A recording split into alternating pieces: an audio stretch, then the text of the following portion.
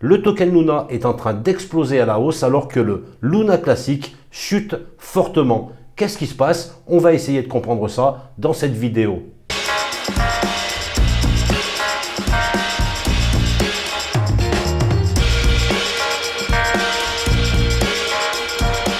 Alors avant de commencer, il faut bien comprendre une chose, qu'il existe aujourd'hui deux tokens Luna et qui sont complètement différents. On va le voir ici sur CoinMarketCap. Tu vois ici, j'ai le Terra classique, qui s'appelle aussi le Lune C, comme classique. Mais j'ai aussi le Terra Luna, tu vois, qui n'est pas au même prix. Le Terra Luna, il est à environ 4,88 $. Et si je reviens sur le Terra classique, il est à 0,304343.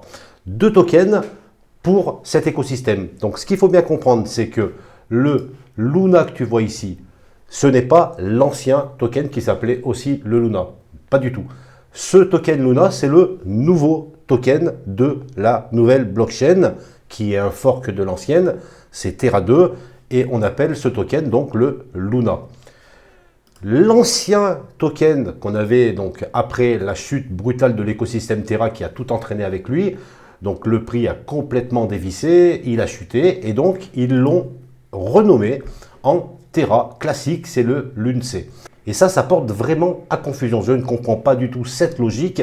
En résumé, l'ancien token qu'on avait avant la chute de l'écosystème Terra s'appelait le Luna.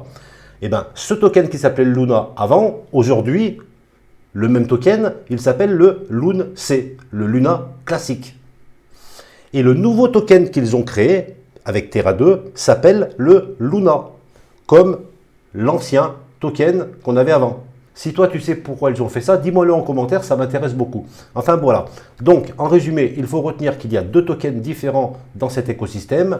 Alors ce qu'on peut constater sur le nouveau token Luna, qui est aujourd'hui à 4,98 $, c'est qu'il a eu une augmentation de plus de 157% en 24 heures. Tu vois ici la courbe qui est énorme.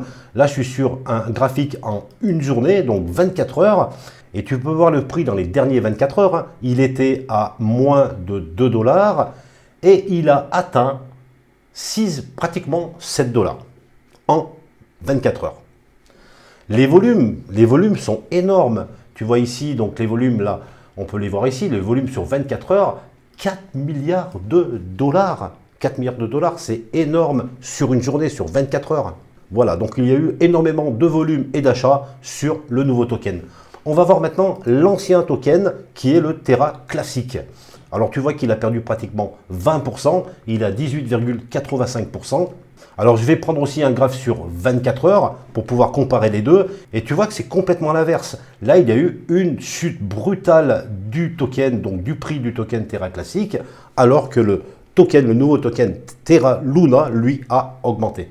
Donc qu'est-ce qui se passe exactement? On voit bien qu'il y a une cause à effet entre le nouveau token et l'ancien token. On va essayer de comprendre qu'est-ce qui se passe exactement. Allez, on va voir un tweet qui est super intéressant et qui va nous donner la première piste. Tu vois, c'est un tweet sur le Twitter de la communauté Luna Classique. Et tu vois qu'ils ont posté aujourd'hui, donc on peut voir les deux images qui sont là. Donc on vient de le voir, c'est l'image du prix qui augmente du nouveau token Luna et le prix qui descend pour le Luna Classique. Donc qu'est-ce qu'ils nous disent? On va traduire pour ceux qui ne lisent pas l'anglais. Donc, ils appellent ça, alors ça n'engage que, bien entendu. Ils pensent que c'est une manipulation du marché. Des baleines, ou plutôt un groupement de baleines, auraient vendu leur Luna classique pour acheter du Luna, le nouveau token. Et savaient que toutes les mains faibles suivraient, bien entendu. Lorsque tu vois le prix qui monte, tu as tendance à acheter plus facilement. Voilà, donc d'après eux, ça serait une manipulation de marché qui est faite par les baleines.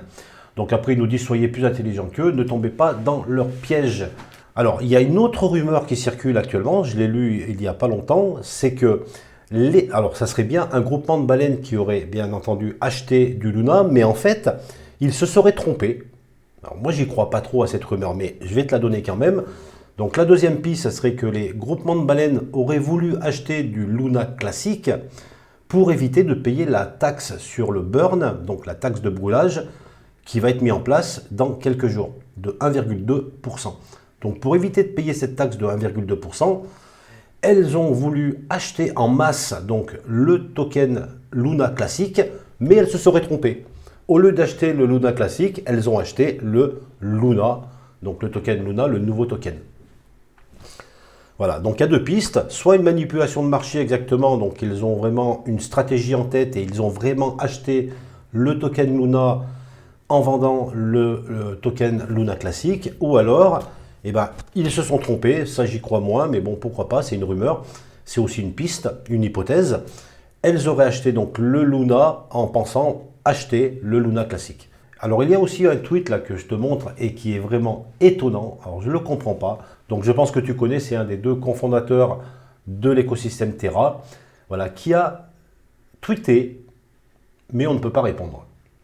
Alors on peut aimer, on peut follow, tu vois, on peut retweeter, mais il a bloqué les réponses, il a bloqué les commentaires, et tu vois que ce tweet date d'aujourd'hui aussi, il y a quelques heures, 17h22, tu vois, 17h22, c'est pile au moment où ça a bien pumpé, tu vois, là, donc un tout petit peu après quand même. Voilà, ce tweet est étonnant, voilà, je ne sais pas comment le prendre, je ne sais pas comment l'analyser. Il a tweeté, il n'a rien marqué, donc le marteau et les outils ici. Voilà, donc il n'y a pas possibilité de répondre. Pourquoi il a tweeté, je ne sais pas.